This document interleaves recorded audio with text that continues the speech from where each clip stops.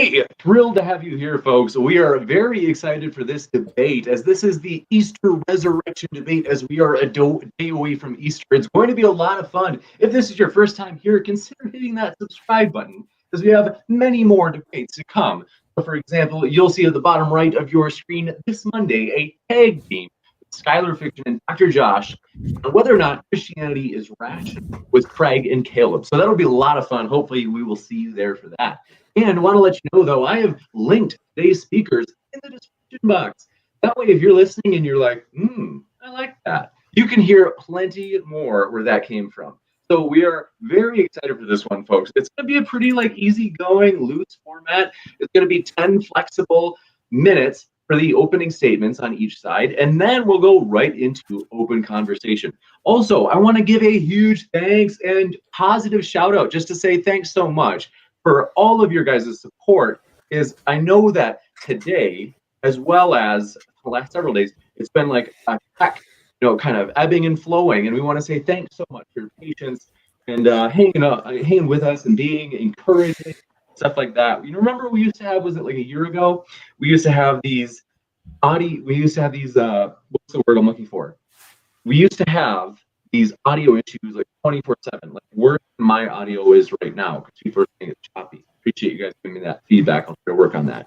But we made it. We got through it. So we're going to get through this, and we thank you so much for being here. With that, we're going to have SJ start out first. And so SJ, very happy to have both you and Tom here. The floor is all yours for that roughly 10-minute opening statement. Okay, well, thank you, James. Thank you so much for having me on. I'm really excited about this because today is Holy Saturday. It's a very holy day for Christians. Tomorrow is obviously Easter Sunday, and that's the time when Jesus resurrected. And so this is the most important time, arguably, of the entire year for Christians. So I'm going to talk a little bit about the situation here. So I am making the case that Jesus did resurrect. And I'll say the crucifixion topped all means of punishment is the most excruciating and humiliating. For this reason, when Jesus threatened the livelihood of the Pharisees by working miracles, serving as a beacon of light and hope for the poor and downtrodden, and finally affirming to them his divine nature, they demanded the Romans crucify him. And you can read about that in Mark 14. You can read about that passage. They wanted to retain their elevated positions in the temple, and Jesus posed a serious threat to them. Jesus knew what they had in store for him. 700 years before his crucifixion, the prophet Isaiah 53 spoke of the suffering servant who would be, quote, pierced for our transgressions. Around 1,000 years before, King David in Psalm 22 referred to the one forsaken by God who was surrounded by a pack of villains who pierced his hands and feet. The prophet Zechariah in 12:10 also drew attention to our coming Lord. He said, "And I will pour out on the house of David and its inhabitants of Jerusalem a spirit of grace and supplication. They will look on me, the one they have pierced, and they will mourn for him as one mourns for an only child, and grieve bitterly for him as one grieves for a firstborn son." Daniel 9 even predicted the timing of Jesus' crucifixion. His 77s less 7, or 483-year countdown, began after the decree of Artaxerxes in 444 BC and ended during the Passion Week in 33 AD, when Jesus was crucified. These were all written hundreds of years prior to the time when the Persians invented the crucifixion as a means of execution, which estimators have indicated is between 400 and 300 BC. Malachi also predicted the timing of Jesus' arrival, as he noted Jesus would appear in the Second Temple in 3:1, which the Romans destroyed in the year 70. So we have a time period from this. Numerous men had claimed to be the Messiah around Jesus' time, yet all but Jesus' ministry died out. Why was claiming to be the Messiah so prevalent? It's because the prophesied time was at hand. The Jews were looking for a Messiah then. This is why King Herod, upon finding out the Messiah had been born in Bethlehem, as prophesied in Micah 5:2, ordered the murder of all of the boys under 2. He didn't want to lose any of his power to a higher power. In Sanhedrin 97A and 97B, their expectations were clarified. So here's what the Jews believed about the timing, and you guys pay very close attention to this. The school of Eliyahu taught 6,000 years is the duration of the world. 2,000 of the 6,000 years are characterized by chaos, or from Adam to Abraham. 2,000 years are characterized by Torah, from the era of the patriarchs until the end of the Mishnaic period, from Abraham to the Anno Domini era, and 2,000 years are the period of the coming of the Messiah. So I just added in the era times in there. That is the course that history was to take, but due to our sins, that time frame has increased. The Messiah did not come after 4,000 years passed, and furthermore, the years that elapsed since then, which were to have been the Messianic era, have elapsed. Early Jews knew the Isaiah 53 passage referred to the Messiah as recorded in Midrash Rabbah, Ruth 2:14, and here's the quote. He is speaking of the King Messiah. Come hither, draw near to the throne, and dip thy morsel in the vinegar. This refers to the chastisements, it is said, but he was wounded for our transgressions, bruised for our iniquities. They also knew the prophecies referred to two types of Jewish Messiah, as evidenced in the Sanhedrin 98a. If the Messiah, and here's a quote, of Israel will be righteous, the Messiah will come in the clouds of heaven. If they will not be righteous, he will come as a poor man riding upon an ass. And of course, Zechariah 9:9 says, see your king comes to you, righteous and victorious, lowly and riding on a donkey, on a colt, the foal of a donkey. Who rides donkeys anymore? Jesus reconciled these seemingly divergent messiahs. He is both the suffering servant and the glorious king who will come again in glory to judge the living and the dead, and his kingdom will have no end. His crucifixion was a sacrifice of the strongest for the benefit of the weakest, which is an inversion of the survival of the fittest concept in Darwinian evolution. On Calvary, he reconciled God's perfect love, mercy, and justice. Jesus appeared as a humble servant who came to change the world. His revolutionary teaching stated that the meek would inherit the earth and sinners would be saved. Meekness is not weakness, but restrained power. He fulfilled Mosaic law and gave Christians a new covenant to love God above all and to love one's neighbor as oneself. He replaced an eye for an eye and a tooth for a tooth by instructing people to love and forgive their enemies. He instilled a sense of hope when there was little. He forgave even his worst enemies, the Pharisees and Romans who crucified and mocked him. Here's what he said, Father, forgive them, for they know not what they do. Who heard Jesus on the cross in its final moments? His mother, his female disciples, and his beloved disciple John witnessed Jesus' crucifixion.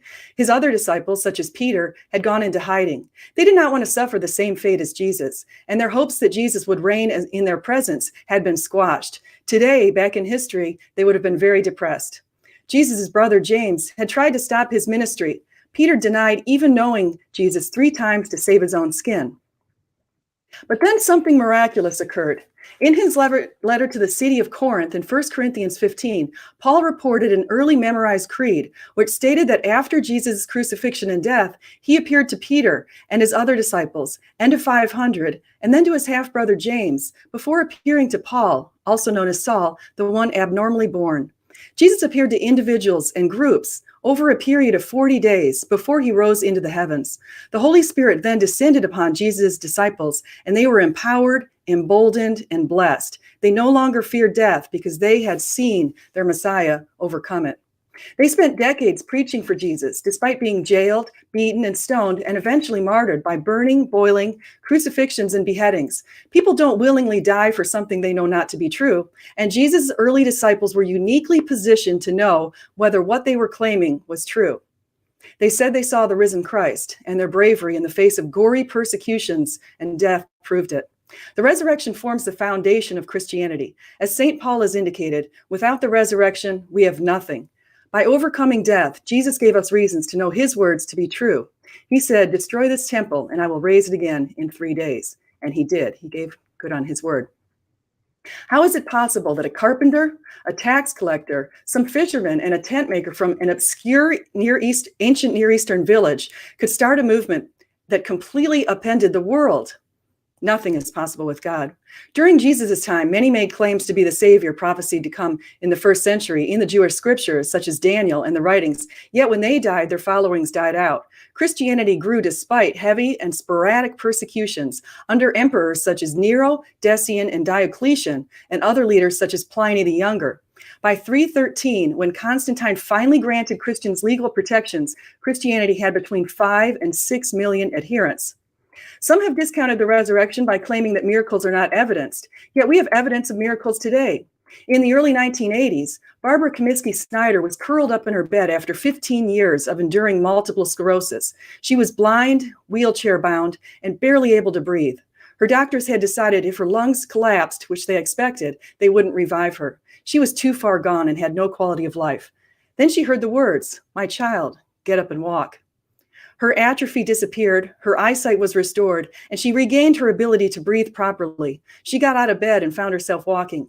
Even her curled up feet had been healed.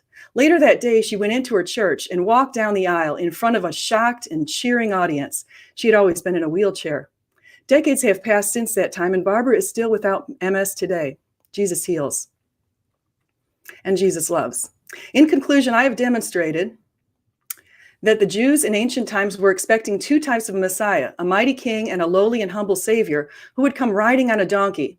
They further were expecting that the Savior would arrive in the time frame when Jesus arrived. Jesus fulfilled biblical passages. In fact, he fulfilled 330 Old Testament passages that said he would be pierced for our transgressions, which were written hundreds of years prior to the crucifixion. We have substantial extra biblical support for his ministry, crucifixion, and his disciples' claims that he rose from the dead, and I'm prepared to present those if needed. Jesus' disciples were uniquely positioned to know whether what they believed was true, and many went to their deaths rather than recanting the truth. Thank you so much. Thanks so much, SJ. We will now switch it over to TJump for his opening statement. And very excited for this one. Just want to let you know, in addition to this debate, as we had mentioned, Skylar Fiction, who is in the live chat at the moment, he and Dr. Josh will be coming on next Monday for that tag team debate. Tonight, by the way, just want to quick mention, because I don't want to violate your expectations. So I want to give you a heads up. The Team Skeptic Flat Earth Aussie debate is probably going to be postponed to next weekend. So we probably won't have one tonight. Sorry about that, folks. But we are going to try to sort some stuff out with that debate and hopefully have it next weekend if we can. So thanks so much. And Tom, the floor is all yours. Yeah, so the topic of the debate is, did Jesus rise from the dead? And the way we address this question is the same way we address every similar question, like, did the flying man that Doug mentions actually fly? Did Harry Potter exist? Did Muhammad split the moon in half? Did Santi Sai Baba create dust from his hand? All of those claims we addressed in the exact same way. It's with evidence. And, well, what is evidence? Evidence is what we use to differentiate between what's imaginary and what's real. So if I told you I saw a dog, that would be reasonable to believe. But if I told you I saw a unicorn, that would not be reasonable to believe. The difference between these two claims is that dogs have an implicit empirical basis. Meaning there's lots of things about dogs that we know that I just haven't mentioned in that statement, like their phylogeny, taxonomy, DNA, genetic makeup, chemical composition, their fossils, bones, how to train them, what they're allergic to. There's lots of things about dogs that we know scientifically that I just didn't mention in the statement I saw a dog. But none of that exists for unicorns. So in the statement, I saw a unicorn, the only evidence there is that the claim that I saw it, which isn't enough. In the example of a dog, it's my testimony in addition to the empirical evidence. And so it's reasonable to believe because it has the combination of those two things. Whereas in the case of I saw a unicorn, it just has my testimony, and so it's not reasonable to believe. So the difference between these two claims is that one has an empirical basis along with the testimony, and one is just the testimony. Testimony on its own is not sufficient to justify beliefs about things existing in the world. And so anything that lacks an empirical basis isn't reasonable to believe based off testimony. That means miracles, magic, mythical creatures, the paranormal, supernatural, UFOs. And this applies to all religions and all such claims in everywhere in the world. It doesn't make a difference what they are, including the resurrection of Jesus. So because the only evidence we have for the resurrection is the testimony of people thousands of years ago, none of that's evidence that it actually happened. That's like saying, I saw a unicorn. It would be unreasonable to believe that based off of the testimony. So in order to justify the belief that Jesus rose from the dead, you would need empirical evidence of miracles actually occurring at some point. And then you could infer that that was a miracle like these other ones that we've demonstrated. But no miracles have ever been demonstrated to have occurred. They're all fail every scientific test we've ever done. So we have no way to differentiate miracles being real things rather than imaginary things. They all seem to just be imaginary things. And so it's reasonable to infer the assertion that Jesus rose from the dead is also an imaginary thing. The fact that the apostles died for their beliefs doesn't make a difference. Like if there was a flat earther who died for his belief that the world was flat, would that add any credibility to it being true? No. What about 10 flat earthers? If 10 flat earthers died, would that be evidence for flat earth? No. What about 100, 1,000, 10,000, 10 million? It makes no difference. The amount of people who die for their beliefs does not add any credibility that their beliefs are true. The fact that people believe them or genuinely believe their beliefs isn't evidence that it's true. The fact that they were willing to be persecuted for their beliefs isn't evidence that they're true. I mean, you don't hear in a scientific debate someone saying, Bruno Giordano and Galileo, they were persecuted for their beliefs that the world was round. That's evidence that the world is, or that the Earth goes around the sun. And that's evidence that the Earth goes around the sun. Like, no, that's not evidence of anything. That's just their persecution isn't evidence to the truth of their beliefs. It's just evidence that they believe them. And so that's not actually evidence. The accounts are just not evidence of the resurrection. You need that empirical basis to demonstrate miracles aren't just imaginary before you could conclude that Jesus rose from the dead. Thanks. Thanks so much, Tom. We will now switch into open discussion mode. By the way, I want to let you know we'll have a Q&A at the end. So if you have a question, fire it into the old live chat. And if you tag me with an @ModernDayDebate in the live chat with your question, makes it easier for me to not miss those questions. And Super Chat is also an option. In that case, you are not only able to ask a question to one of the speakers, but you can also make a comment toward one of the speakers, to which they, of course, would get to respond to. We ask that you be your regular friendly selves for that. And Super Chats will also push your question or comment to the top of the list for the Q&A. So with that, thanks so much. The floor is all yours, Tom and Dr. S.J. Okay. Well, I want to say thanks to Tom. I'm glad I watched two of his conversations actually before this morning. I listened to the one with you, James, and I listened to one with Jonathan Sheffield, and I heard some similar arguments with respect to the unicorn and that sort of thing. So I had my mind a little time to think about those arguments. So one thing I just want to mention is we have a lot of evidence. Now, one of the ways that you would go about determining whether or not something is true is including evidence, but also including the testimonies of hostile witnesses. So if I don't know if it's possible for me to share a slide. Actually, I'm not sure if I can do that here. How would I share a slide in here? There is a screen share at the bottom of your window. Screen? Oh, I see it. Okay, perfect. Okay, let me just share a screen. By the way, this is a chance for me. I know that it's controversial, man. The one known as Praise I Am has actually saved the day. Our internet crashed here at my home. We have enough to use a video chat, but not enough to stream through OBS. So Praise is saving the day. You might not like him, but you have to give credit where it's due. And so I do want to say thanks so much to Praise, who I'll link in the description for his help. And Converse Contender saved us on the last stream that just ended with Ask Yourself and Sterling on veganism. So thanks so much to those guys. If you haven't met Praise, he's a twin brother of Skylar Fiction. So yeah, terrific guys. All right, thanks so much, SJ. The floor is all yours again. I exited. I can't share it, I guess. Oh, shoot. Okay, so I'm not going to, I guess I can't share the screen, so I'm just going to tell you what my screen says. So we have extra biblical hostile support from quite a few people that, for example, that Jesus was crucified is listed under Josephus, Tacitus, Lucian, and Celsus in the Talmud. And I'm mentioning the hostile support because one of the arguments that people make a lot of times is he's saying the evidence from the apostles isn't valid. He's probably going to discount anything that's in the Bible or written by the church fathers. So I'm just showing you the basic facts. And if you put these together, in this kind of similar to Gary Habermas's minimal facts argument, but we've got this basic story that even putting that together without the Gospels, without the Bible, without the testimonies of all of the apostles, we still have that he was crucified. He died on the Passover, according to the Talmud. Earthquakes accompanied his death, according to Fliegen and Thales. And also I found that in some academic literature that they have evidence of seismites. He was buried in a tomb as per Jewish customs and law to keep the ground pure. That was in Deuteronomy 21, 22 to 23. Jews even buried malefactors, according to Josephus and Tacitus. Disciples said he appeared to them alive 3 days after the crucifixion. According to the Josephus, the Christians were martyred, according to Suetonius and Tacitus. Christians who refused to recant were martyred, according to Pliny the Younger and Trajan. And his followers made an oath not to commit wicked deeds. And so included in those wicked deeds would be lying, I would imagine. And so I think they had everything that they wanted to do everything to be telling the truth. And I think that it's pretty clear that he resurrected. So that's what I would say. I'd say that the evidence that Tom would probably discount wouldn't be the evidence from the hostile witnesses, but I could be wrong. Well, I wouldn't discount any of that. So yeah, I agree Jesus existed. I agree he was crucified. I agree he was buried. I agree maybe that there were earthquakes after it. I have no problem with any of that. The only part that isn't reasonable to believe is that he rose from the dead. That's the only part that's not reasonable. So I agree Jesus existed. So but none of the evidence you presented was evidence he rose from the dead. So what motivation would you say would the apostles have to make up a lie, especially because they had made an oath to tell the truth? They believed it. So they believed it. That's totally fine too. Okay. So I think we're done, James.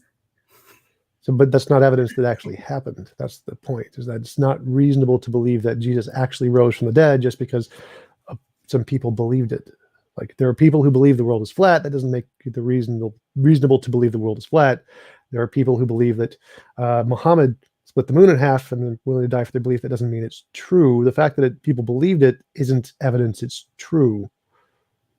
So it's not just that they believed it, though. I think you need to pay attention to exactly what they're saying they believed. They said that they saw Jesus over a period of 40 days in multiple forms and at multiple places, and multiple groups of people saw him. So it's not just one person like Muhammad making a claim or something like that. It's not even just a belief. It's something that they're saying is part of their very existence. And for 40 years, actually even more in some cases, but they just preached regardless of the fact that they were persecuted, crucified. So I think we have a pretty strong case. And I think Charles Colson said something that makes a lot of sense right here when he was talking about this. He basically said that he was comparing the resurrection with the Watergate, and he says, I know the resurrection is a fact, and Watergate proved it to me. How? Because 12 men testified that they had seen Jesus raised from the dead. Then they proclaimed that truth for 40 years, never once denying it. Everyone was beaten, tortured, stoned, and put in prison. They would not have endured it if it weren't true. Watergate embroiled 12 of the most powerful men in the world, and they couldn't keep alive for 3 weeks. You're telling me 12 apostles could keep alive for 40 years? Okay, but none of that's actually evidence. So the fact that they believed it and kept believing it isn't evidence it's true. I mean, the flat earthers believe the world is flat.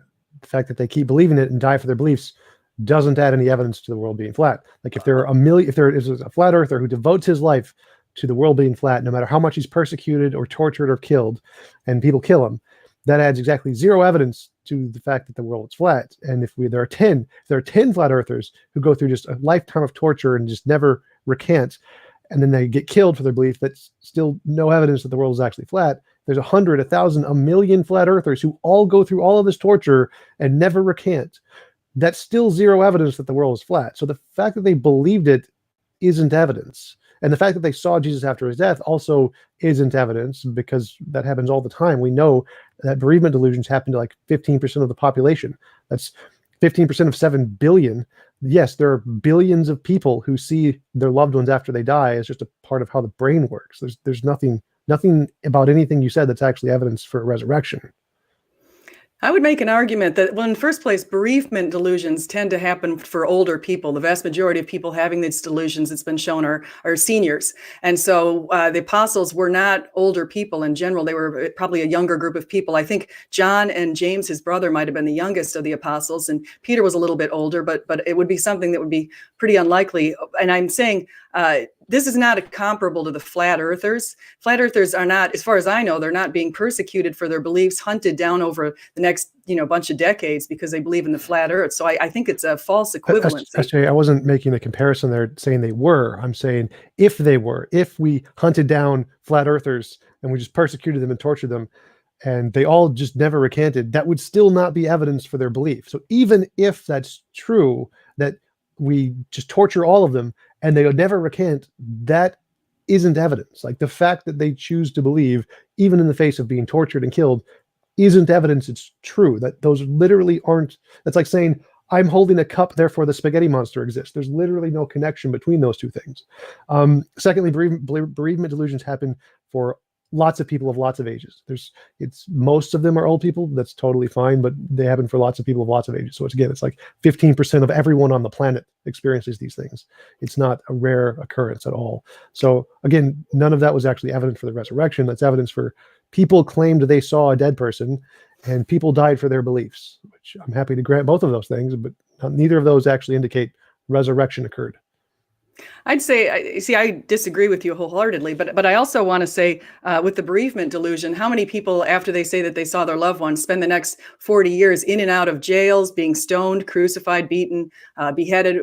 Yeah, we don't see that with the bereavement delusion. We also don't see people having a bereavement delusion saying that their loved one visibly appeared to them physically and ate with them. Yes, we That's do. not something that we see with That bereavement is delusions. actually something we see with bereavement delusion. We have both auditory and visual hallucinations of those things happening. But again, you mentioned the torturing and again, like, it doesn't matter how much they're tortured. It makes zero difference at all how much they're tortured. That doesn't add anything at all to the argument. It's like, if we didn't torture them, if we gave them lots of money and said, we'll give you money for believing in Jesus or whatever, that still wouldn't be evidence or counter evidence for anything they believed. Even if they recanted and said, after like getting a pinprick, and said, we stopped believing in Jesus after this, that wouldn't be evidence against Jesus. Like, what they believe or choose to believe after the fact and whether or not they're tortured or rewarded is completely irrelevant. It's zero difference. It's like saying, I have cheese puffs. Like, it's just an irrelevant fact. It makes no difference to the evidence. Whether, like, we can just take it into the context of Galileo. Galileo was persecuted. Does that add evidence to his hypothesis? No. If Galileo was rewarded, would that add or take away evidence to his hypothesis? No. The evidence of the claim is irrelevant to what happens to the person who makes it. It literally has no bearing at all. There's not evidence whether or not they were tortured. It's irrelevant, completely irrelevant. Okay, that's what you feel. So what evidence would convince you that Jesus resurrected? Testable predictions. Testable predictions. So Yes. so if anything happened in history, we have to be able to test it? If anything happened in history that doesn't have an empirical basis, we have to then test it, yes. So miracles, magic, mythical creatures, the paranormal, supernatural, UFOs, any of those things in history would have to be demonstrated to actually exist in the world and not be imaginary before it was reasonable to infer they happened in the past. Okay, so right now, what did you make of the Barbara Comiskey Snyder story that I told you? Because that story would be testable. You can actually go to her doctor's writings. You can talk to her. She's still alive right now. The healing, like, people get healed all the time from different things. It's usually medical, but you'd have to make a testable prediction, not just say, I can explain this event we don't understand as it being a miracle. That isn't evidence of a miracle. You'd have to actually say, if miracles are true, I predict that if we do some set of events, we'll get this result. You can't just say, I can explain all these things that we know happened in the past with a miracle. That's just post hoc rationalization. So a testable prediction is to say, if my hypothesis is true, here is something I'm going to predict is going to happen that we don't know yet, and then confirm that thing.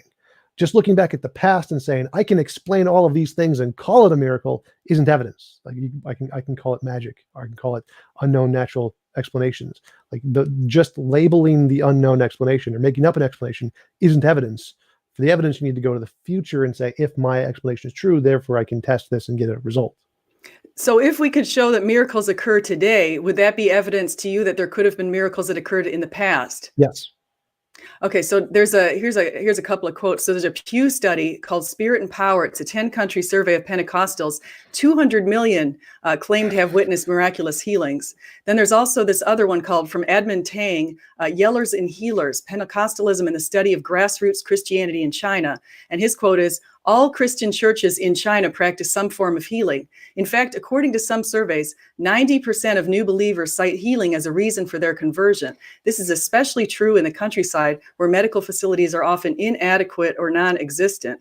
So I think there is some evidence that miracles are still happening today. And so I think that would give us at least open up one's mind to the possibility that miracles could have happened in ancient history. I'm not seeing any evidence for miracles there. So there's people who believe it's miracles. They experience something they can't explain and they label it a miracle. That isn't actually evidence of a miracle. That's just something they can't explain, which they're labeling a miracle. Again, I could just label it magic, or I could label it aliens messing with them for fun, or I could label it an unknown natural cause, or it could be a known natural cause that we can perfectly well explain in science. They just didn't realize it and labeled it a miracle. So that isn't really evidence of miracles, the fact that they think it's a miracle. That's not how evidence works. You have to actually demonstrate it is a miracle. You have to demonstrate that that hypothesis has predictive power, not just we can label the past things miracles. So one of the ways that you find evidence or you can gather evidence is something they called subjective content analysis. And so you're probably familiar with that. But what you do if you want to identify if there's evidence of miracles is you gather up all of the evidence from people, you gather all the testimonies, and you look for resounding themes. And so if you've got 200 million people basically saying about the same thing with respect to miracles and their own healing, and maybe the healing coming right after prayers, that's how Barbara Comiskey Snyder came about, by the way. They were praying for her in a Chicago radio station, and she was on the verge of death. Honestly, her lungs were about to collapse. She barely could breathe. She couldn't see. She was blind too. All of that disappeared with the words, "My child, get up and walk." I think it's a powerful case for God. I've got a newspaper thing I'd show you if I could show my screen from Rockford, Illinois, where they actually printed this whole thing back in the early 80s. So it's a pretty good testimony, and she's still around today. So I think that if we have evidence of something like that occurs right after a prayer, I think you got a pretty good case for Jesus still working in us today. No, that would be a post hoc. What's it? I forget what it is. Post hoc something hoc, where something happens, therefore it happened because of that thing. Like we can say you rubbed a magic rabbit's foot and got healed, therefore it's due to the magic rabbit's foot. But no, it was just happened at the right time, at the right place. And so it was a random association. For it to actually be attributed to the miracle or to the prayer, you'd have to say, does prayer have this effect at a more than chance rate? If prayer has no more effect at these miraculous healings than rubbing a magic rabbit's foot, then the prayer probably doesn't do anything. It's not evidence of the prayer. It's evidence that there are healings that occur that we don't understand. That's it. So in the case of miracles and prayer, all the prayer studies we've ever done fail completely. They give no more evidence than chance. So it's not the prayer. Attributing it to the prayer is just to get a post hoc rationalization. You're saying, I did a prayer, the healing occurred, therefore the healing occurred because of the prayer. But that's not evidence. Again, for that to be evidence, you would need to show that the prayer does this more often than just rubbing a magic rabbit's foot, and it doesn't. In all the scientific tests, we've shown that it's post hoc ergo proctor hoc. Thank you, Nathan Ormond. So that isn't actually evidence. The fact that you had a prayer and you had a healing, you're only assuming that because those happened close to each other in time, that the healing was due to the prayer. But that's not evidence, because you could do the same thing with rubbing a magic rabbit's foot, or using voodoo, or using homeopathy. The exact same arguments are used across pseudosciences all across the world. We know that kind of argument doesn't work. Just like we know that the amount of people being tortured has no relevance to what they believe to be true. There's just literally no connection between those two arguments. Okay, so I want to talk about what you just mentioned with the prayer studies. There's a big study that was funded by the Templeton Foundation, and of course they wanted to probably show that prayers do work. But what they did was was flawed. It was flawed in a whole bunch of different ways. But what they did was they went into a hospital and they had people pray for. They had a couple of groups of people. They had a control group and they had a group that people would be praying for. All of the people in the hospital were about to go for an operation. Okay. And so with the control group, they didn't have anybody pray for him. But with the other group, the one that they were going to try to prove that prayers were working, they asked some people who'd never met him before. They gave him very little information about the people. People were praying from a distance. Actually, one of the sects of people who were doing that was a group that they weren't evangelicals in any case. Just say that these people were not evangelicals Do you mind praying. if I interrupt for a second? Well, let me just finish this thing. So I wanted to just mention, like, I mean, I understand that you can say the Templeton Foundation was flawed, and I can just grant that. Okay, I can say the Templeton Foundation was flawed, but that doesn't mean you would need to make a study that isn't flawed and show it works, and that hasn't ever been done. So even if you're right, that doesn't help your case at all. Well, let me tell you why I'm right. So the reason I'm right here is because the group had no way to control the prayers from the loved ones in the control group. So there could be prayers coming in for both groups from loved ones, and those prayers would probably be very sincere, very much directed at God. And so that's why they were unable to find a difference, because everybody's going for surgery. So at that time, you're always praying for your loved ones if you're somebody who's a believer. And in a country like the United States, the vast majority of people are believers. And so you have that situation. So you can't control the prayers from the loved ones. So that's why the study is flawed. So as I said, I can just grant the study is flawed. That doesn't mean anything. So what you need is a study that isn't flawed, that actually supports your conclusion, and there aren't any. They all fail. Well, it's impossible to conduct one of those kind of studies. That's why. Well, then you have no way to show that your explanation isn't imaginary, because I can say it's impossible to do a study on an invisible ethereal dragon that breathes heatless fire. Therefore, we can't disprove it. Well, then I can just always say it's there, even though it's undetectable. It makes no difference into anything ever. It has no impact at all. which makes it unfalsifiable. So it's useless. So the same thing would apply to miracles. If there's no way to show it does anything differently than just random chance, then there's no way to show it's not just imaginary and random chance is just doing it on its own. So if you were granting that there is no way to do a study to actually show that miracles are not imaginary, then you're just admitting that there is no way to show that your belief isn't just imaginary and made up. No, I'm not saying anything about miracles. I was talking about prayers. So I'm saying there's no way to do a study with prayers in a country where you have a lot of people who believe. Oh, well, the studies have been done in countries all over the world with that's majority Christians and minority non-Christians. So it's the same across all religions and non-religions equally in all countries. It's just, there's no difference at all. But I was not specifically referring to prayer. So any testable predictions about miracles, prayer would be a kind of potential miracle, would be sufficient. Doesn't need to be about prayer.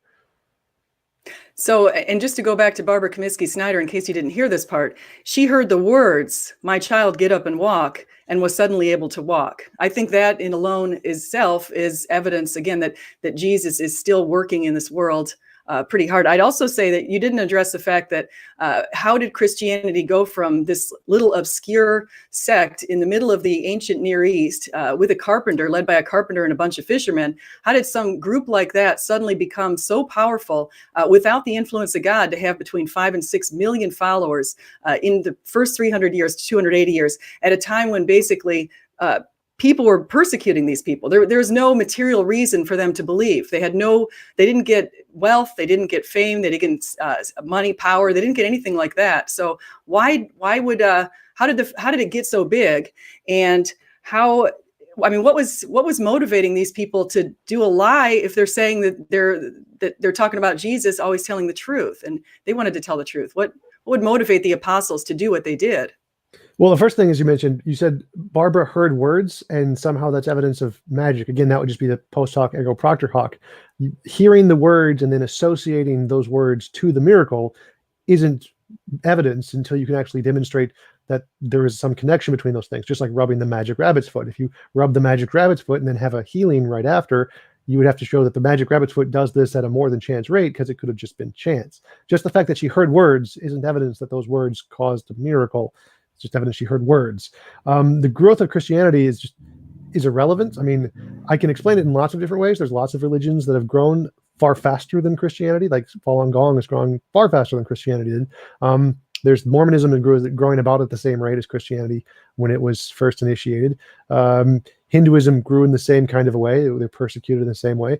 There's lots of ways for it to grow, but even if I just granted that Christianity was the only one that ever grew this fast, that's still not evidence of anything. Like the fact that an ideology grows, or lots of people believe it at a certain rate, has zero evidence that it's true. I mean, if flat earth belief just started to grow and everyone started to believe it, that wouldn't make it true. So the fact that lots of people believe it is just a bandwagon fallacy that doesn't actually give you any evidence for it being true. It's just lots of people chose to believe it at that time. So I don't see how you think that's evidence. Well, what about the apostles? What motivation did they have? Well, I think they believed it. So that would be their motivation. They believed it, but that's still not evidence it's true. So they believed it. They said they saw the risen Christ. You're saying they believed they saw the risen Christ. How are you saying that they didn't actually see the risen Christ? What's your argument? Delusions.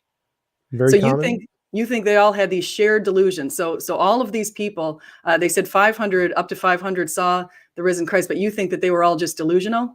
Well, the 500 is questionable because it's not actually 500. It's one guy claiming that 500 saw it, which there's no testimony from the 500. We just have testimony of the guy who wrote and said 500 people saw it. And that's the same thing of people writing to say 1 million people saw UFOs in Roswell. It's like, unless you can actually back that up with the testimony from the 500, it's just an assertion. But even if I grant that, we grant the 500 people all saw it, yeah, that's still better explained by a bereavement delusion, a shared bereavement delusion, than a miracle, because we actually have evidence bereavement delusions happen. We have no evidence miracles happen.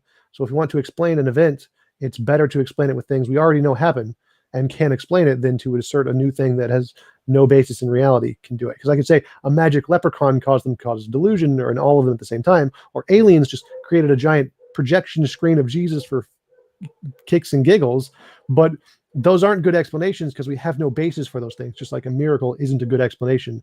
A better explanation is we have natural things that we know can do that, like bereavement delusions, and so that would be a better explanation than asserting new things we have no evidence for to explain an event. So to put your argument together with his bereavement delusion, here's what you're saying. So and let me see if I get this correct. So you're saying that so you've got Peter, who denied Jesus 3 times and went into hiding. He wasn't there when Jesus was crucified. You've got Paul, who was originally persecuting Christians and making sure that they were all jailed and put in prison. And in some cases, he was actually standing at the feet of people who were being killed, like St. Stephen's. And you have James, Jesus' half-brother, who tried to stop his ministry. So there's 3 people right there who are among many who said that they saw the risen Christ. And so then you say, then you see what happened to them. After some point, they all said they saw the risen Christ, and they started preaching for him for decades. Suddenly, Peter, who denied him and done some pretty embarrassing things in the Gospels, is going around in the book of Acts, healing people. He's doing all sorts of things, and he's able to get a group of people to follow him because he's committing miracles in Jesus' name. You've got James, the half-brother, who tried to stop his ministry. Jesus appeared to him too, and now he's writing books in there, and he ended up being killed. He worked in Jerusalem at one of the temples, and he was killed, martyred for his work, and that was evidenced by Josephus. And then you've got Paul. I'm sorry, no, I already mentioned Paul. James, Peter, yeah, Paul, basically, I mentioned him already. So we've got these 3 people who all changed their minds, came around after Jesus was crucified. So if this was just a delusion, what motivation would they have to say, no, it's not a delusion? We basically saw the risen Christ, and they were beaten, stoned, jailed. I mean, Paul could have had a pretty easy life if he didn't, if he just, towed the line. He wouldn't have been martyred. Well, again, so whether or not he had an easy life or a hard life is just irrelevant. It has nothing to do with any of the evidence. It makes no difference one way or the other, just like saying, I'm holding a cup, therefore God. It's just completely irrelevant. It makes no difference at all. If it was a delusions you don't think are delusions, because then it wouldn't be a delusion. You think they're real. That's what makes them a delusion. So they saw a delusion. Like it's very common for people who persecute a demographic and then feel guilt for it to have bereavement delusions of the people they killed or the ideology behind the people they killed and have conversions to those. So Paul converting to Christianity after he tortured and killed lots of Christians isn't really surprising. And he had a bereavement delusion of Jesus and then started to follow Jesus because of his guilt. Absolutely none of that is special in any way. And saying that they got lots of followers is pretty not surprising at all. There's a Russian guy right now, it starts with a V, I forgot his name, who claims to be Jesus, and he has thousands of followers. Like, there's people on Instagram who post cats videos who have thousands of followers. This is not a surprising fact that people follow people they admire who are charismatic and interesting. So none of that is spectacular. None of that is evidence of miracles. The growth rate isn't evidence of miracles. The fact that people believe it isn't evidence of miracles. The fact that they saw people after they claimed to have seen people after they died isn't evidence of miracles. All of those are explained really easily with natural things. Like there's no evidence there at all. I mean, the flat earth actually has more evidence because at least they can claim to see the world looking flat from a distance. That's at least something that could qualify as evidence, but the resurrection doesn't have any. It's just an assertion, and that's it. Okay, so I want to say a couple of things to what you said. One is you pointed out to some examples in modern times of people who are following certain people. But as Gamaliel pointed out in Acts 5, when a lot of these people came up, like Theudas, and he mentioned Judas the Galilean, so when a lot of these people come to power and they have people following them and then they die, eventually the cult dies out. And so Jesus is kept going on. So actually that gives us evidence that it's true. Wait, let me just finish. The other religions that you mentioned before don't have somebody saying that he resurrected from the dead. We don't. It's the Jesus is situation and circumstance is not comparable to all of those other religions you mentioned. And the other thing is Paul certainly didn't have a bereavement delusion. Paul wasn't bereaving Jesus. In fact, he was busy persecuting Jesus. So you can't explain Paul with your bereavement delusion. And the last thing I want to say is delusions, you don't have mass delusions. That's like saying you could share a dream. It's absolutely impossible to share a delusion. All right. So the first thing is, again, Esther, you keep bringing up things that have no evidence at all. They're just random, unassociated facts. I can say there's a tree outside and claim that's evidence of a God. Clearly, that isn't evidence of anything. It's just a random, useless fact. Saying that they were persecuted is just a random, useless fact. It's not evidence of anything. Secondly, yes, Paul could definitely have a bereavement delusion. People who will persecute, like Nazis who would persecute and kill Jews, would feel guilt and have bereavement delusions of Jews or Jesus or their religious beliefs and gods and see God afterward and have visions and change. That's a really common thing. So yes, people who persecute and like Paul would very likely have a bereavement, more likely than anybody else actually. But so that's easy to explain, again, naturally, perfectly. And even if it wasn't, that's still not evidence of anything because it's just something you can't explain. So no, like everything you just mentioned isn't evidence at all. Like, so yes, there are people, and it's not just past religions. There are people who follow groups throughout all time. The fact that they aren't analogous today or 2,000 years ago or 3,000 years ago or 4,000 years ago, there are always groups of people following charismatic other people. It's a thing throughout all time. It's not just it's somehow special because it's 2,000 years ago. And my analogies and examples aren't specifically just about this time. Those are just the ones that came to mind first. This happens throughout all time. So again, none of that is special. This is all common things that happen every day. The sun rises tomorrow. That's not going to be evidence of a God. We already know that's going to happen.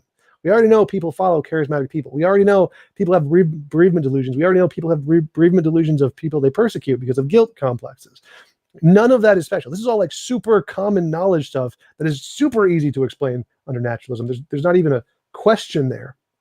Okay, so since you said we have to have evidence and it has to be able to show something is true, what evidence do you have that somebody had a bereavement delusion, turned around their life and started preaching for somebody for the next 40 years? What evidence do you have to say that bereavement delusion is going to lead somebody to do something like what Paul did? Because you must have evidence, because otherwise we can't justify your claim. Because we see people changing their lives all the time for lots of reasons. Name one. Name one who had a bereavement delusion and turned their lives around. It doesn't need to be bereavement. We know people turn their lives around all the time for lots of different reasons. So having a bereavement delusion being the reason is not a stretch at all. It's like saying there's lots of reasons people change their life around: losing weight, changing religion, changing political structure, getting married, all kinds of reasons that people turn their lives around. Like there's just no limit on what could. You can see Francis Collins saw a 3-tiered waterfall in the forest and came to God and turned his life around for that. Like people turn their lives around for any random reason you can think of because people are silly. That isn't the fact that they would do it for a bereavement delusion is not surprising at all. Again, just super common thing that we know about humans all around the world throughout all time. Humans do silly things and change their lives for all kinds of reasons. So that isn't really something I need to provide evidence for. It's just common knowledge. Okay, so basically you're saying that Paul had a bereavement delusion. Are you familiar with the story of Paul on the road to Damascus? Yes. Okay, so what does Paul say happened to him or what does Luke document, I should say, that happened to Paul on the road to Damascus? He saw Jesus, or he saw like a vision of something. I don't think he actually described Jesus. It was more like just energy or something that he couldn't explain, and he attributed it to Jesus or heard a voice or something. And what was he doing at the time? Persecuting Christians or going to persecute Christians or something like that. Okay, yeah. So he's going down the road to Damascus. He's on the heels of having just gone to the Jews to get legal legal support for the fact that he was going to go and arrest Christians, people following the way over in Damascus. So he's on his way to Damascus. He's got his papers. He's ready to go. He cannot wait to get there because he's going to be able to go house to house to house. To go inside the houses, arresting people and pulling them out. That's the plan. He's got people accompanying him. And suddenly he says that he sees Jesus. And Jesus said, Saul, Saul, why do you persecute me? He said, who are you, Lord? I am Jesus, whom you are persecuting. So then suddenly Paul can't see. He's blinded for a few days. As soon as then suddenly he can see after 3 days. Ananias came in and was able to touch him and the blindness went away. And for the next 40 or so years, he preached for Jesus. Now this doesn't sound like a bereavement delusion.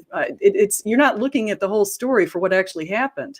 That sounds exactly like a bereavement delusion. In fact, so he's on his way to Damascus with his papers to get ready to go house to house and arrest the Christians. And you're saying that suddenly out of the blue, he just has this bereavement delusion. Yes. If you kill lots of people, there's probably going to be lingering guilt inside of you. It's not like he was just completely unaffected, like, I'm killing Christians and having fun with this. It's probably that he suffered from serious guilt issues for massively killing lots of people, like most people do.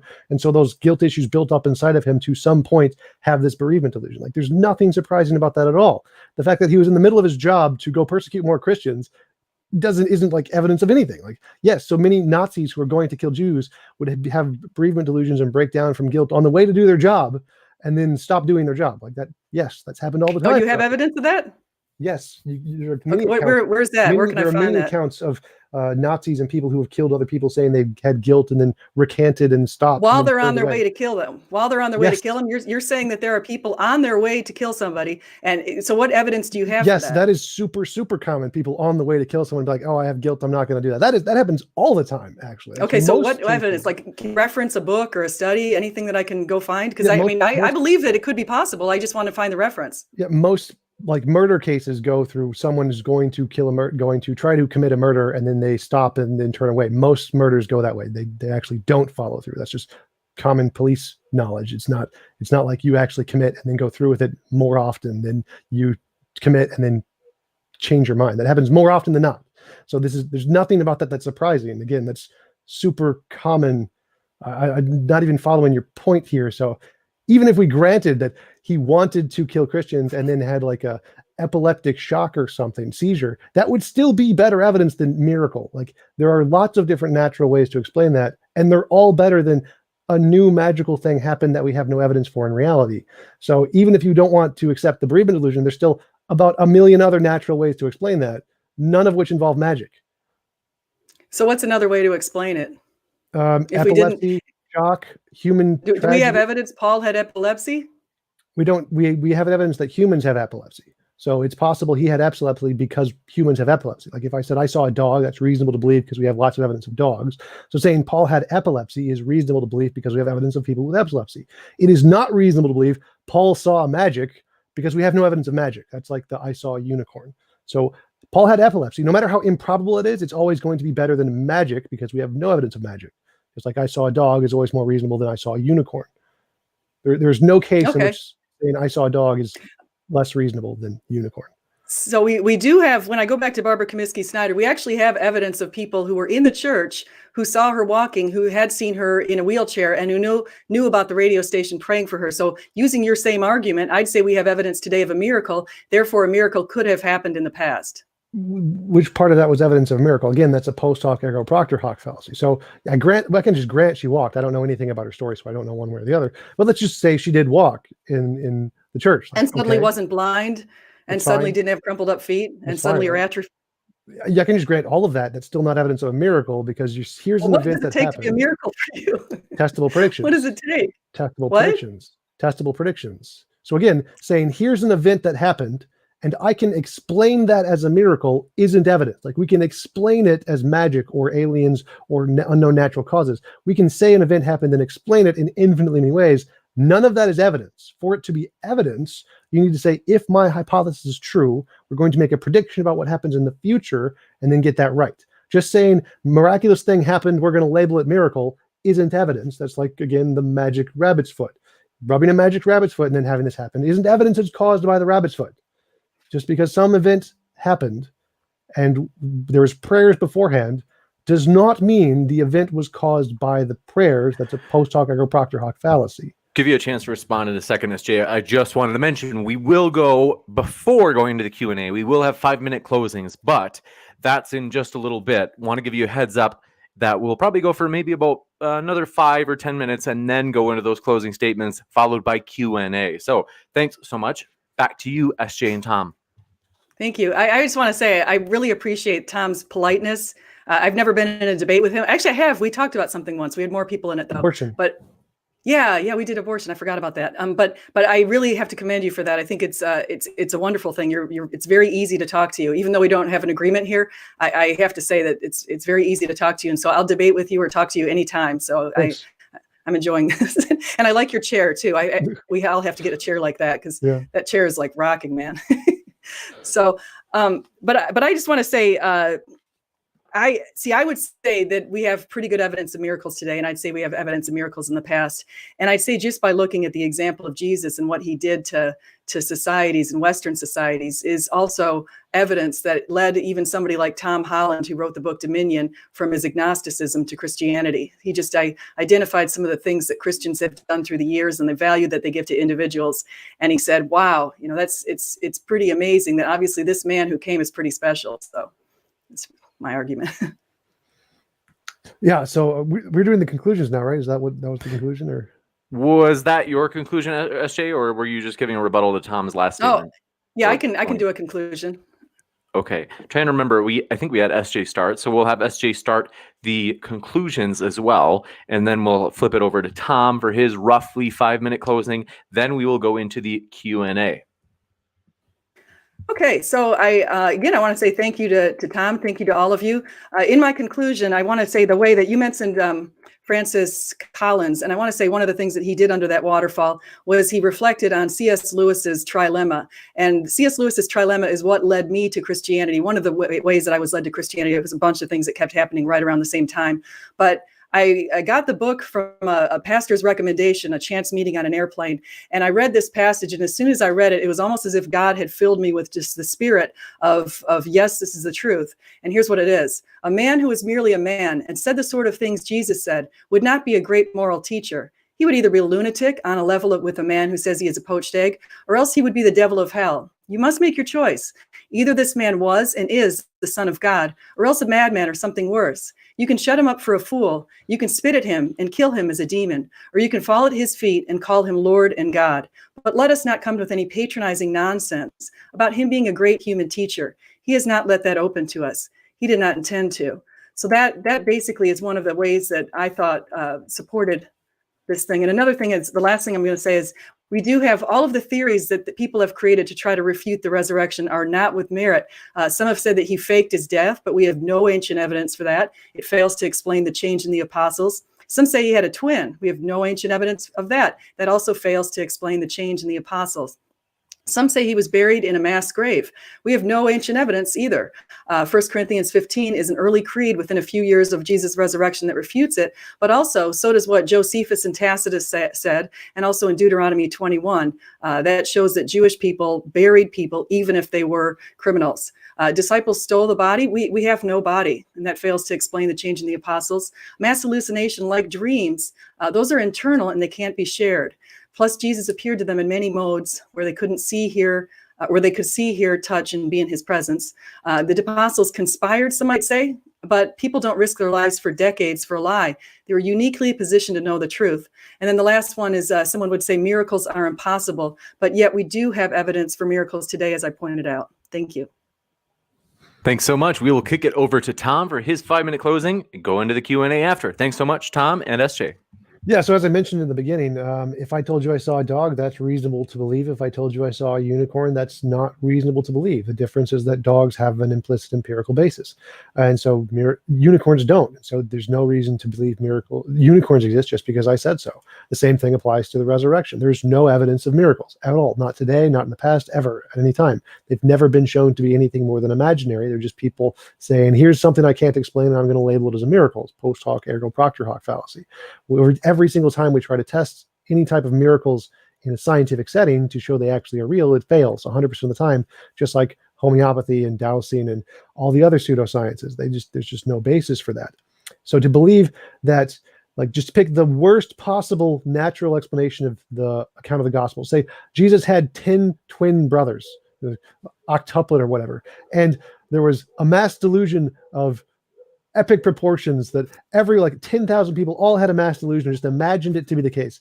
That explanation is still better than miracles. I mean, miracles is that bad. It has no basis at all. So anything we can just cobble together of random natural possibilities of delusion or epilepsy, they all had epilepsy at the exact same time. That is still a better explanation than miracles, because miracles has no evidential basis at all.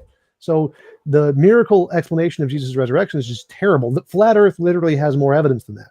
Than the resurrection of Jesus, because at least we can see things on flat earth. At least they present things we can see. They have a basis of some kind. The resurrection of Jesus has no evidence whatsoever. All we have is a bunch of assertions that stuff happened that has no basis in reality, like saying I saw a unicorn. We will now go into the Q&A. So thanks so much, folks, for all of your questions. Really excited to read through these, and want to let you know just a couple of quick things. As I mentioned, both the speakers are linked in the description, and you can check out their channels as well. John Lloyd, thanks for your super chat, who said, thank you for your time, TJump and SJ. You got some street cred, guys.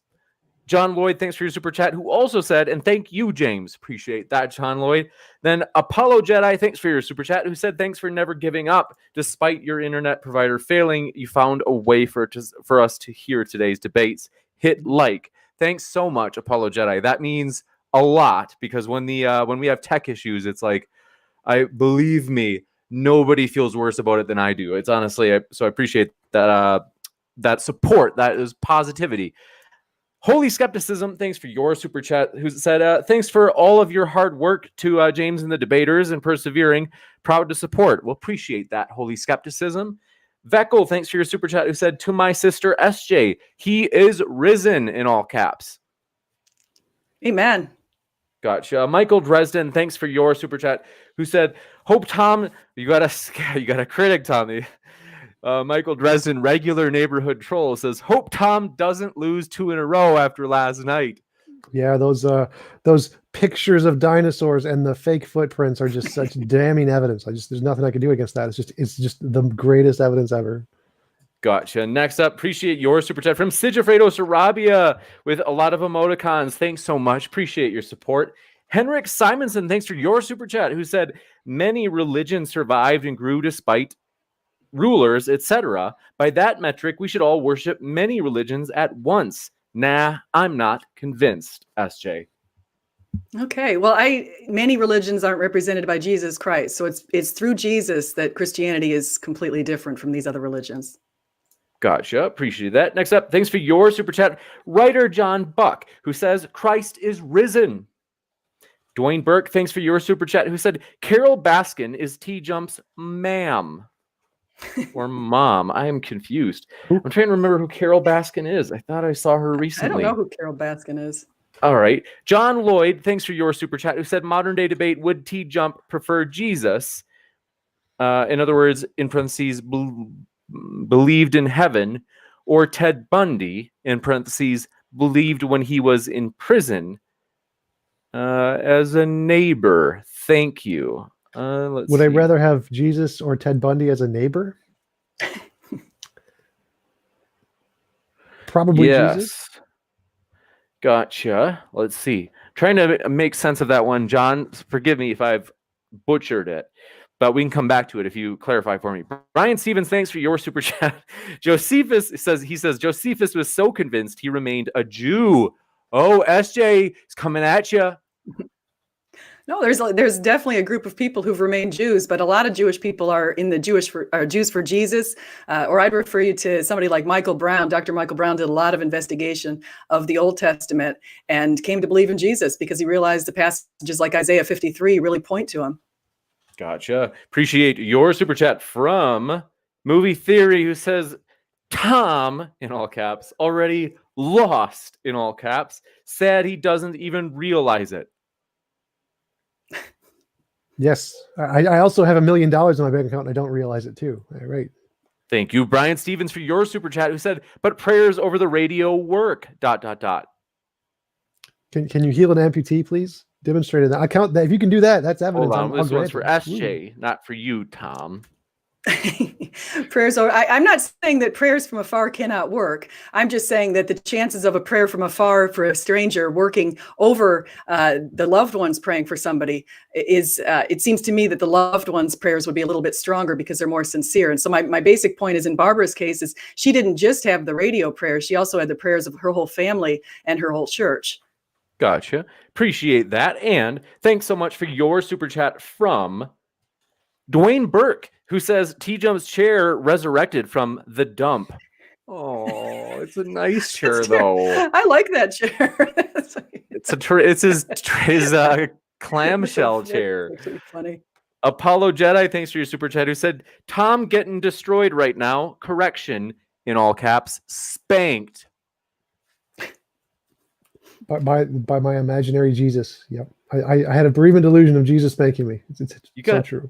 You got a lot of criticism. Skeptic Wiz, thanks for your super chat, who says SJ's in all caps. I don't know what the all caps is. This is in all caps, dismantling Tom right now. Bad. Yep. Totally happened. I think maybe he had a bereavement delusion. Arn Rurvik, thanks for your super chat, who said children ain't thriving in the hood. SJ want to help me, quote, relocate them. Relocate children who aren't thriving in the hood. Yep, certainly if there's some sort of ways we can work with them. Gotcha. If there's something we can do, yeah, contact me. Appreciate that. Next up, appreciate your super chat from our, let's see, Skeptic Wiz again. Let's see. That's like a duplicate. So I don't know if that was on purpose or not. Arn Rurvik, thanks for your super chat, who said, SJ, who'd you rather want to be, the relocated or the relocator? The relocator. Giving's more important than receiving. Gotcha. Next up, appreciate your super chat from our Arn Rurvik again, who says, question for SJ, if you were a sword-bearing relocator, do you think you'd ever get a good night's sleep? No, I wouldn't want to forcibly relocate anybody. I thought he meant if people really want to get out of a bad place, if there's a way that we can peaceably relocate them, peacefully relocate them, I should say. Gotcha. If they want to be relocated. So, Robert Summers, thanks for your super chat, who said, besides personal testimony, what is the evidence for the resurrection? I haven't heard any yet. Well, I'd say that I think when you look at the basic facts, even extra biblically, and you put them all together and you say, what's the best explanation of these different facts? It points to Jesus. And I would also say that the fulfilled 330 prophecies in the Old Testament, like ones like Daniel 9, Daniel 9 gave us a specific date for when the Anointed One was going to be coming into the temple. And that actually happened exactly 483 years after the decree of Artaxerxes in 444 BC. So we've got a specific time. We've got, even from the Jewish people, a specific time when they expected the Messiah. So that kind of thing, I think, plays a pretty good case for the resurrection of Jesus. Gotcha. Appreciate it. Next up, super chat from, let's see, got Robert Apollo Jedi, who said, never seen someone get as destroyed as Tom right now. Nathan in the chat mentioned the questions about the relocation were in reference to when SJ said that God relocates Canaanite children to heaven. That was the point they were trying to make. Okay. I didn't know that's what I thought he was talking about. People like, say, in a bad part of town or something who want to get out. Gotcha. Next up, appreciate it. We'll get to your super chat, Xanos Carthage. We're working our way through the list. Appreciate it. Carmel Crunk, thanks for your super chat, who says, TJump, after Jesus' crucifixion, what caused the events which allowed and led to the rise of Christianity from a small backwater province in Rome? The exact same things that allowed the growth of literally every religion from backwater places literally everywhere in the world. So people are people. That's the extent of what's required there. Gotcha. Thanks so much. Sigifredo Sarabia in the house, straight out of LA. Appreciate it. Says, Acts 21:21. James confronts Saul, or Paul, on rumors that Paul had become an apostate on the entire Mosaic law. If Paul killed James through Christian Jewish people, is Paul's religion correct, or is it James, the brother of Jesus? I think they mean, like, is it his religion instead? That's kind of a hard. So if Paul killed James because James said Paul, they were arguing over the circumcision, and they were arguing whether or not to allow Gentiles not get circumcised, who are uncircumcised, to join the movement. And so I don't think that any argument like that is something that would lead to anybody killing. And of course, Paul said to follow his example many times because he was trying to exemplify Jesus. And Jesus said, those who live by the sword will die by the sword. He didn't kill anybody. I think the point they were trying to make is that you mentioned that these people were persecuted for their beliefs, and you implied that made it more likely it was true. So if those two people had a disagreement and one of them killed the other, based off of your argument, it would seem like whoever was killed, well, their belief is more likely true because they died for their belief. I think that's the point they were trying to make. Yeah, no, I'm not saying that because they died for their belief, it makes the belief true. That's absolutely not something I'm trying to say. I'm trying to say when you put together the cumulative evidence for the resurrection and you look at all of the information that we have, fulfilled prophecies, all of the minimal facts, all that kind of stuff. You look at undesigned coincidences in the Gospels, and when you put all that together and you say, what's the best explanation? It's Jesus resurrected. It's not just one piece of the puzzle. You've got to look at the whole puzzle. Gotcha. Next up, thanks for your super chat from Nick, who says, SJ, chapter and verse in the Bible where Jesus appears to James. You said he appeared to James. Yeah, 1 Corinthians 15. Gotcha. Opposer of religion, thanks for your super chat, who says, thanks for your channel. I seriously love it. Thanks to the debaters as well. There's no channel like MDD. Well, appreciate that positive encouragement.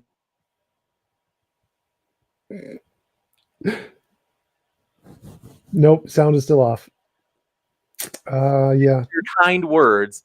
Appreciate that. And let me just check here if I've got the Yeti plugged in or if it's working. It's working. Perfect.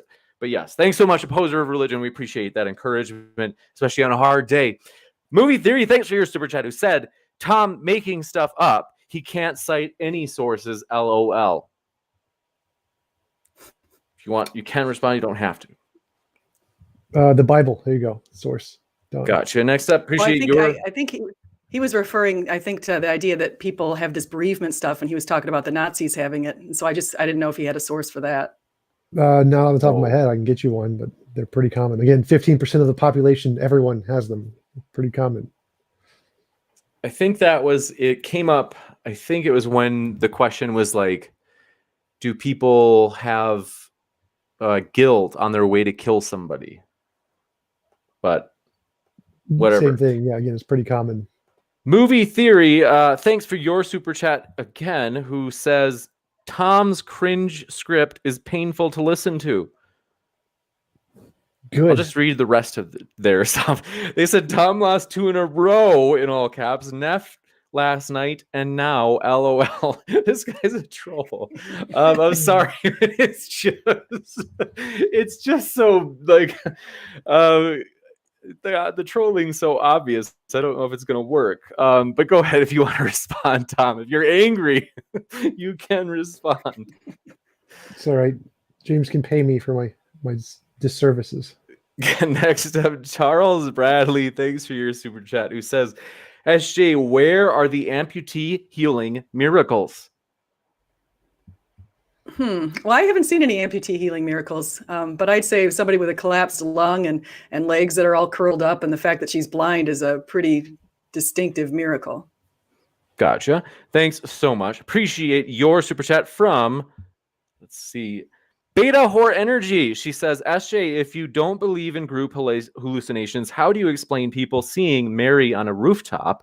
For example, 4 Coptic bishops authenticated this, and 50,000 people seeing the sun hop around at Fatima. I would actually, if all of those people made that claim and they seemed sincere, I probably would be likely to me that say that probably happened. Gotcha. Appreciate your super chat from Subtracted, who says, why won't God heal amputees? Why won't God heal amputees? I think people ask that question because they don't want to pay attention to what God does heal. God's healed blind people. He's healed the deaf. He actually, when Peter went and took a sword to the ear of the soldier who was capturing him, the ear came off, and Peter, in the story, that Jesus put the ear back on. So actually that is sort of an amputation of an ear that Jesus put right back on the person's head. I think the reason they do that is because we have natural ways to explain all the other healings, like sight and ulcers and mental things, but not for arms. We've never seen that happen naturally. So that would be a good miracle. Let's see. We'll let SJ have the last word on that one just because it was originally for her. And then we're going to go to this next one. Robert Summers, thanks for your super chat. We're going to work down the list and get to that.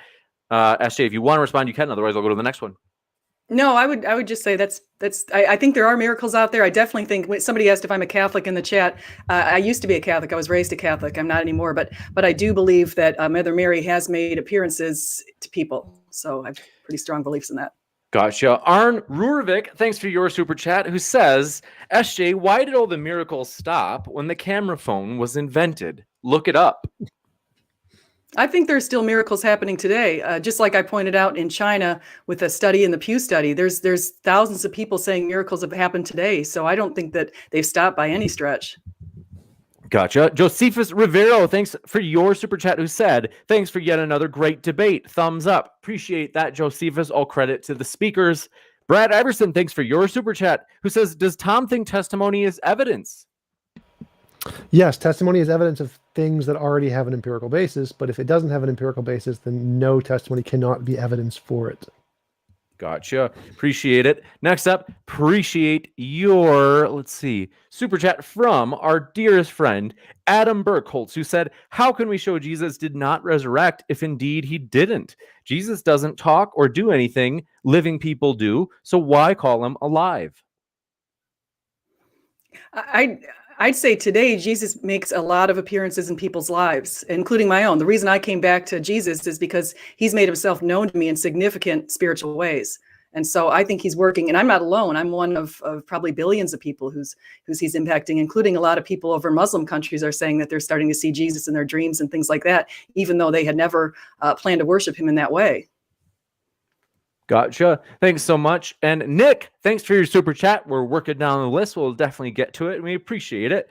Sigifredo Sarabia from Los Angeles, thanks for your super chat, who says, Tom Jump, if Jesus existed and didn't do what's in the Gospels, what did he really do?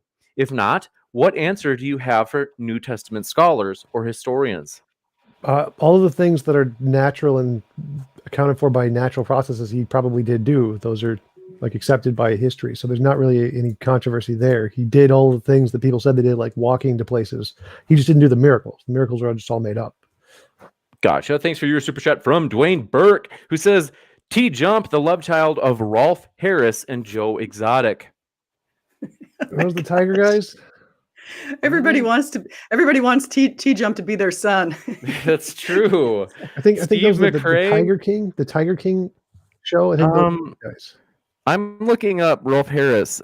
He's apparently 89, and he was recently seen using a walking stick as he was delivering. Page is still loading. It's embarrassing. As he was delivering paintings to neighbors near his Berkshire home. Is that your dad? Thanks for that super chat from Brandon Ardeline, who said, I want to hear a miracle that can't be debunked by science, psychology, or common sense. Also, why are modern miracles so wimpy compared to the Bible's? I'd make an argument like the Barbara Comiskey Snyder one. I'd have everybody just go look her up. I think that's hardly wimpy.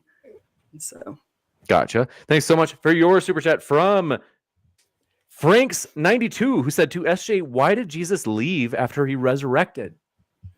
Yeah, so Jesus resurrected and he left 40 days later. He appeared to people over a period of 40 days. And then during the Pentecost, he was raised into heaven. And the reason he says he was doing that at that point is because the Holy Spirit would come back and fill everybody up with courage, love, power, all that kind of stuff. And so then that was the reason. So the Holy Spirit is sort of working through everyone who calls on him. Gotcha. Appreciate that. Next up, appreciate your super chat from Xanos Carthage, who says, what's their opinions on turtles? You guys like turtles? Yeah, I love turtles. Yeah, turtles are nice. They taste really good in soup. Tom. Oh, no, poor turtle. Thanks for your super chat. Robert Summers, who says, what radio station do we need to get involved to get God to miraculously stop kids from dying from cancer? Why doesn't he care about them? Oh, what did I hear on that? I heard a really good explanation for something like that today, and I can't remember now. I'm forgetting exactly what it was, but basically, God sets our beginning dates and our ending dates according to his plan, and he's sovereign and he made us, so he's within his rights to do that. Gotcha. Thanks, Brian Stevens, for your Patreon question. Said, did the members of Heaven's Gate die for something that is true or something they believed to be true? They died for something that is false, but they believed it to be true. But Heaven's Gate didn't see the risen Jesus. They didn't see Jesus over 40 days. They didn't eat with him. There was nothing like that. It's not a comparable. It's a false equivalency. Gotcha. Thanks so much for your super chat from Nick. Says, then he appeared to James. This is quoting 1 Corinthians 15. Then to all the apostles. That's 1 Corinthians 15. But in the Gospels, he appears to the apostles first. Contradiction. Thank you, Eshe. We have evidence of a contradiction in the Bible, folks. No, it actually says he didn't appear to James. He appeared to Peter first. Then he appeared to the 500. Then he appeared to James. I'm sorry, he appeared to Peter, then the 12, then the 500, then to James. And that's exactly how it works out, because James wasn't one of the ones who was following him with the 12 apostles initially. So he appeared to what they call the 12, which was the people who were holed up, essentially trying to hide from being persecuted. Gotcha. Robert Blair, thanks for your final super chat. They said, SJ, God said you need this. In love, Papa Legba. What's that? I don't know. That's interesting. Appreciate that. So do appreciate it, folks. I had one more from Brian Stevens. and then we can wrap up. It's been a fun time, folks. I've got to kind of hammer away at some stats research stuff that I'm behind on, embarrassingly. Let's see. Appreciate your kind words, Adam Burkholtz. And Adam Abilia, thanks for your Patreon comment, said, TJump, if you ever need a kidney, I'm here. Just keep up the good work. Thanks, man. I really appreciate it. My kidneys are good. I do need a new car, though. Gotcha. Adam, I'm so sorry. I think I mispronounced. Did it again. Adam Albilia. Appreciate your question, comment. And then, let's see. Martianista, thanks for your kind words, who said, thank you for a civil, entertaining debate, and thank you to your debaters, Dr. S.J. Thomason and TJump. Thanks. Yeah, thank you. Totally appreciate your positive words, peeps. Really nice. And then, where is that? There it is. Brian Stevens says, does SJ also believe the claims from Islam regarding miracles? They have lots of witnesses too. No, I don't believe those claims. Gotcha. And I think the only one that he's referring to, the only miracle that I've heard of, and I could be completely mistaken because I'm not that familiar with Islam, but I think the one with Muhammad roping the moon, I don't think that was evidenced by a whole bunch of people. I mean, I don't know. Muhammad cut the moon in half, but I think he was meaning modern half. Muslims. Modern Muslims experience miracles at the same rate as Christians do, or something like that. I think that's the claim he's making, not about. Okay, that's what he's saying. I don't think that I think God works miracles for all peoples. So I don't see any reason to think that Muslims wouldn't experience miracles. God loves them too. Thanks so much, folks. I appreciate this every time. It's always seriously a blast to be here. You guys are just goofy in the chat. Appreciate getting to hang out with you there as well. And so do want to remind you one last time, I put both Tom's and Dr. SJ's links in the description. Last super chat just flew in from Dean Meadows. Thanks for that. Said, Tom, what would convince you a miracle took place? Decimal prediction. So if you say, I believe miracles happen, and if a miracle happens, like for example, if I pray to a God, if I say, if miracles are true, and I pray to a God and a gold brick will appear, and then I pray to a God and a gold brick appears, that would convince me a miracle happens. So it's just any kind of testable predictions where you take the hypothesis miracles happen, predict that they will occur in the future, and then we observe them occurring in the future in that way that you predicted, that would be evidence. Gotcha. Appreciate that. And do want to let you know, folks, things that we're excited about. Want to let you know, if we ever have a debate, if you ever see it on our channel as like an upcoming stream, want to let you know we are willing to host, or I should say, basically we're willing to give a shout out to and also put the link in the description of anybody who wants to do an after show. So it doesn't matter which side it is. If it's like an after show that is like a Christian channel, an atheist channel, we will link both sides, or just the one side, whoever wants to have the after show. And we will, like I said, mention it. If you just do me a favor, email me the link before the stream if you plan on doing that. And then also just want to say, I can't say thanks enough. It's always a true pleasure here. We have postponed the Team Skeptic versus Flat Earth Aussie debate. That's probably maybe going to be next Saturday, depending on how things pan out. So that will not be tonight. However, very excited that we will also not be having a debate tomorrow, but we will be back Monday, and we are going to be having that tag team debate I mentioned at the bottom right of your screen. And we've got a lot of other really fun ones coming up, folks. I'm honestly pumped. It's just been a blast. So thanks so much, folks. Keep sifting out the reasonable from the unreasonable. And last, again, thanks to our speakers, and also thanks to Praise for running OBS running OBS for us today. As you've probably all heard, that my internet has crashed earlier today. At least it just kind of intermittently crashes, so we can't really do streams on it. So Praise, if you're there, we are ready to go off air. Are you there, Praise? Do you want to say hi? Thank you very much. Very nice, very charming. Okay, but yes, you guys want to hear really quick? It's my Praise impression, but it's been totally debunked. Gosh. So yeah, that's Dr. Josh does an even better one. It's hilarious. So thanks so much, folks. We hope you have a great rest of your day.